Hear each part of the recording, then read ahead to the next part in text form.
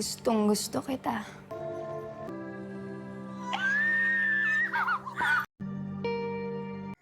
Mas ginusto ni Bingo na hindi marinig ni Caroline ang mga resulta ng test niya, kaya hiniling niyang lumabas muna ang dalaga na babalitaan na lang niya ito. Pagkalabas ng dalaga ay giniit ni Bingo na okay na ang pakiramdam niya na grabe lang mag-react si Caroline. Agad namang tinanong ng doktor na bukod sa pagkakasaksak niya ay kung na-involve ba siya sa isang aksidente, na hindi agad siya nakasagot dahil alam niyang ang huling aksidente niya ay noong nabangga siya ng bus dahil kay Caroline noong hindi pa sila magkakilala na nahimatay ito at nag-nosebleed pa, pero hindi na siya nagpatingin pa sa doktor. Habang nagbigay naman ng donation ang pamilya Chu na pinangunahan ni Wilson dahil ito ang isang strategy nila para mawala sa isip ng mga tao ang issue na nalulugi na ang kumpanya nila. Nagulat naman sila Cindy nang biglang lumantad si Bettina sa awarding nila ng tseke na hindi nila alam na nakauwi na siya ng Pinas.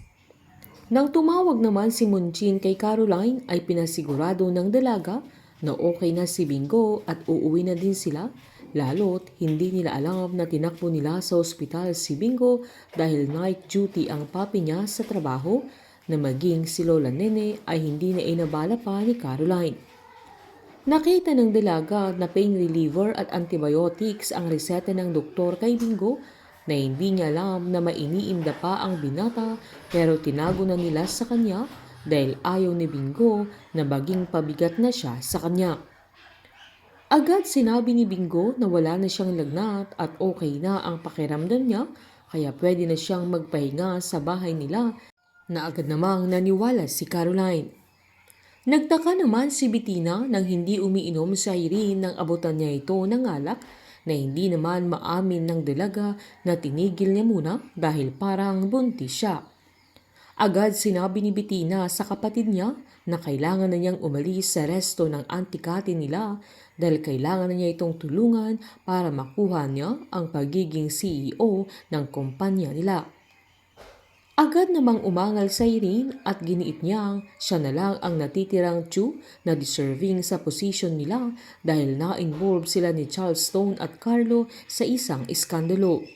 Natawa pa si Bettina at pinamukha niya kay Irene na hindi siya karapat-dapat na maging CEO ng GLC, pero hindi naman nagpatinag sa Irene at nanindigan siyang ilalaban niya ang karapatan niya para maging bagong CEO, na kahit naman si Bettina pa ang makakalaban niya.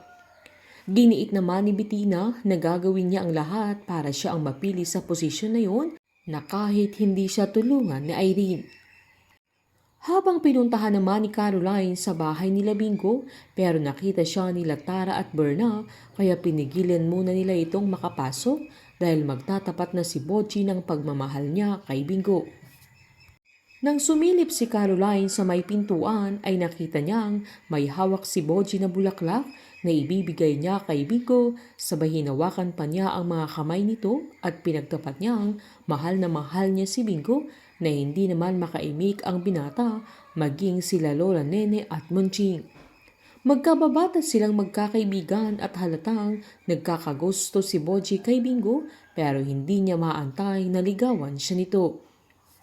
Hindi na nakaimik pa si Caroline at hindi na din ito nagpakita kay Bingo na kahit hinihintay siya ng binata dahil nakita niya ang setup sa loob ng bahay nila Lola Nene, na hindi nila alam na sumisilip ito sa may pintuan, pero umalis na din siya at hindi na tumuloy pa. Hanggang kailan itatago nila Bingo at Caroline ang totoong nararamdaman nila para sa isa't isa?